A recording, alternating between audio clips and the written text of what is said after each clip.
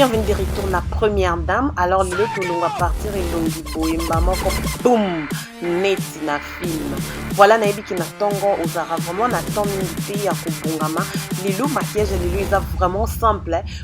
ko inspiré bino ndenge nini okoki kubungama vite mais bien maquillage moko très léger. Vraiment premièrement natiaka primer. Voilà yango wana natiango partout pourtant na koya ko tia fond de teint nanga et vanda bien et va la garder tout au long de la journée. Natie primer nanga partout. Après na ko appliquer à fond de teint nanga. Fond de teint nanga na c'est la que ça mingi full coverage pour na couvrir ba imperfection, ba point noir, ba bouton et ça la vraiment pour toute la journée pour na ko éviter pe déjà au bimi au comme roquer toilette pamba ko baxa fond de teint et ça la bien te bonga sur au telo nomba moko et vandi bien sur au primer au fond de teint na bien na ba pinceau na ya bien aller aux vraiment très bien pour na roquer na prendre na yo siko on a tiaka na cache cerne concealer juste pour na ko highlight ba côté on se zaka noir et tout ça comme ma lumière net na lobaka lumière na elongi après wana na ko bongisa un système toujours kakaya blend mélanger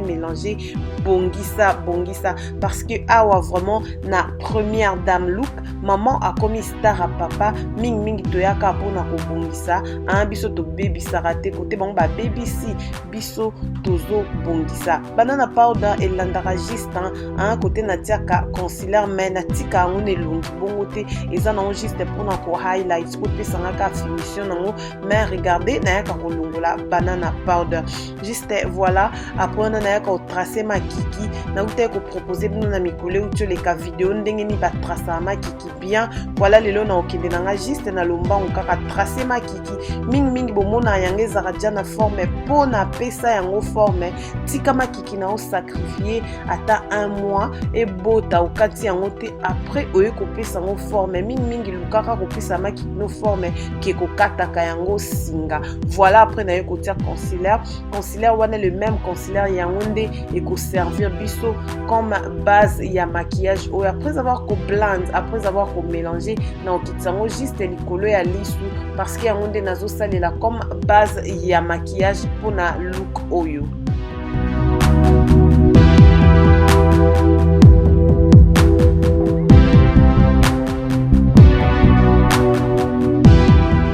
Voilà en tout cas après avoir que ça, sans plus tarder, tu peux utiliser la palette nude, palette il y a L'Oréal Paris, palette na bango babimisa ki ya sika, yango yo na kolaksamino couleur on a ça les deuxième couleur sur au compter à liboso ya mibale ozomona voilà yango wana lelo na boye comme mabino vraiment likolo to kiti to zongeli ba maquillage ya pété na saleli deuxième couleur wana comme couleur nanga ya liboso ya lisu palette eza moins cher vraiment ce qu'on a fan ya babilo kwa maquillage ya cherté luka palette o ekosala yo bien couleur on a tia siko deuxième couleur ezokota na coin ya lisu eza couleur numéro 1 2 3 4 quatrième couleur na palette sur ozo compter na ngai o tiango juste na coin ya lisu au bongisi au blend ozo tia ozo bongisa luka ozana ba pinceau ya bien parce que ba pinceau et bongisa ka maquillage sokozo ekola ozo apprendre na première dame look kobosa na te kotikela nga ba commentaire ba j'aime ba like ba partage yangonde sala ka bien voilà après avoir kotia deuxième couleur na ekozongela na dernière couleur o ezana point na suka côté numéro 2 wana ezobima voilà deuxième couleur wana nte na ekotia ngo comme couleur numéro 3 bomoni yango eza un peu sombre nazo blend bomoni salité tangelinga après na kozwa lingette na essuyer yango po ezala propre na ekozongela susu couleur numéro 2 juste moi moke kaka na se ya lisu po na otika se ya lisu ezala bongo te na ekotia yango ndambu pe na se ya lisu na ngai voilà après wana na koya siko kotia couleur ya pink rose ya pete parce que nde bomona ki déjà maquillage oiza ya pete rose ya pete on a ceux qui vont compter 1 2 3 4 5 6 7 8 8e couleurs na soko compter na mopanzi ou bien na mopanzi ya koto na côté ya noir et bandi compter 1 2 3 troisième yangwana nde na saleli vraiment yangwana nde za couleur ya suka couleur rose o eza bien maquillage o eza idée pour l'église pour na kobima pour na musala n'importe quelque part ozo kinde oyo ozo kipe na ngote ke oto kokotia maquillage ya bope na feti soko boy maquillage nous à la frappant o tie vraiment rose o ya pete o na comme koza vraiment amoureuse na ngo makasi na yeba kite ke sala vraiment bien boy parce que yango esu sala elengi mo boy kaka esa neti se maquiller mais neti vraiment se maquiller te bat ba oyeba te o wapi otie mais à partir ya ko blend à partir ya ko mélanger à partir ya ko bongisa au mona kizu sala ou bien oikoza ba couleur on a nyos tout qui na point au sein neti ko blend ko mélanger yango po yeba na te o wapi oti nini o wana na yeko sala highlights soko tala ba video na ngai faut la déjà yebi eza MAC gold wana nde yaka kopesa nga en couleur wana nde ezala bongo yango wana natiaki yango juste likolo ya misu mpona makiki na ngai ezala vraiment highlighted après naye kosala nini naye kobongisa yango ya jaune car donc you know fard à jouer ya jaune ata so oza nango ya MAC te oza na n'importe lequel okoki komeka yango après avoir kotia yango na coin ya lisu naye kotia yango na katikati ya misu le même couleur wana ya jaune juste mpona kofungola lisu na nga kopesa lisu na nga eloko moko ya bien na katikati ya misu wana ndenge bozomona après wana naye kosani naye kobongisa après avoir kosisa wana na koya kotia un eyeliner na lingala ba maps ba benga ngo stylé un eyeliner na ti eyeliner maintenant te na juste ya kolaksa no ba technique ndenge ba sala eyeliner ko vraiment na ola mukaka motema ya ko na olaksa no ndeni ko tracer eyeliner na ou bien neti professionnel mais au tracer en on ndako voilà pour avoir côté eyeliner boyebi ke bien na tia kama kiki ba fossile tant on a aussi ça na okina lomba upenza kotia ba fossile nanga avant to ya kosala makamusu make sure zala sur ota la vidéo o tina suka parce que na suka ba biloko musu ya bien eza na olaksande basala suki na olaksando manzaka mais na tia na nu makiki nanga na tendance.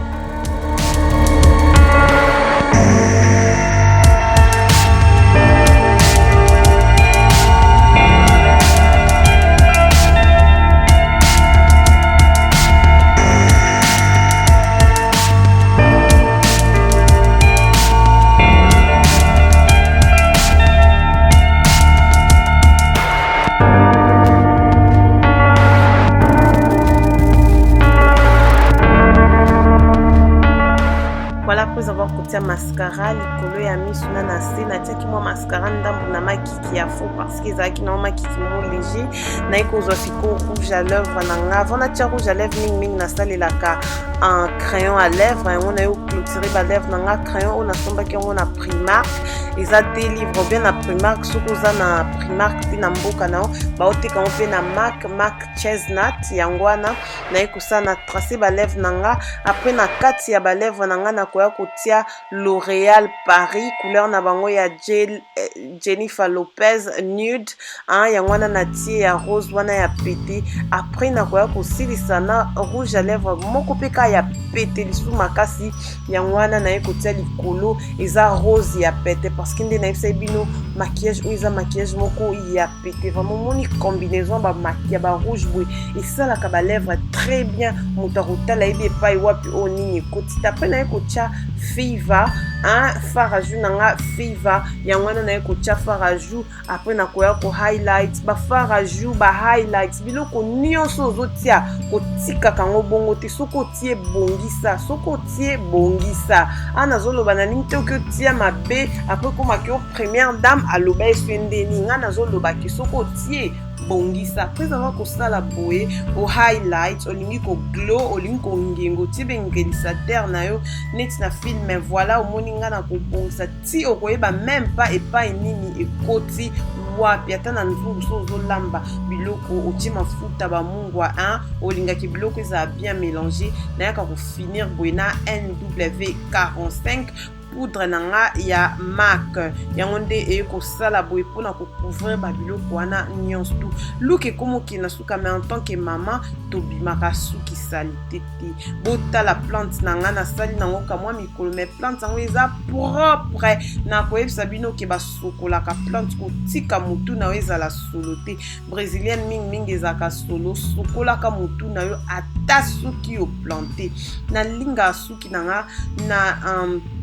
libende nanga moto batu bele batuna nga pona makambo ya olinga suki déjà na promettre na kwa kolakisa bino à tête reposée ndenge ni okoko sala ba curly moko ya bien mais na vidéo on a ki nango un peu vite parce que nazaki vraiment na temps minute à filmer suki nyonso tout on a na caméra voilà après avoir aussi sur mi PC forme au tali aussi kate parce que manzaki eza salité première dame asola qui n'a pas vieux chinois te azara juste na 1 minute ya kosala manzaka avant kobima facilité za koko sala ka concordance à manzaka na yo na n'importe quel vernis sokotie ya vieux chinois au mona que oza condamné à cause na couleur moko wana pendant 2 ou 3 semaines bomoni neti boy vraiment sengo latinga parce que nazotia manzaka na ngamoko na ozwa soin na ngana ti maquillage ngamoko na bonsi suki ngamoko manzaka ngamoko propre wapi première dame look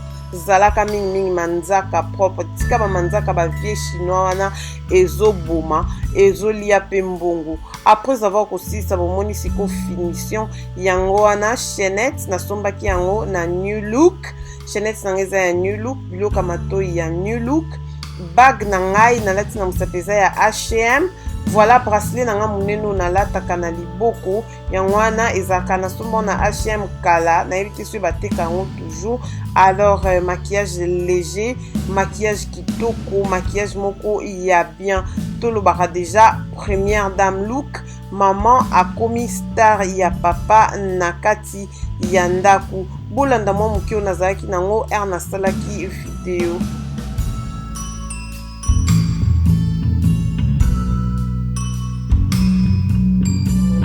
Alors que vous partagez vidéo ce que c'est Pélinamo, on dit ensemble la première dame look, maman a commis star à papa Nakati Yanda.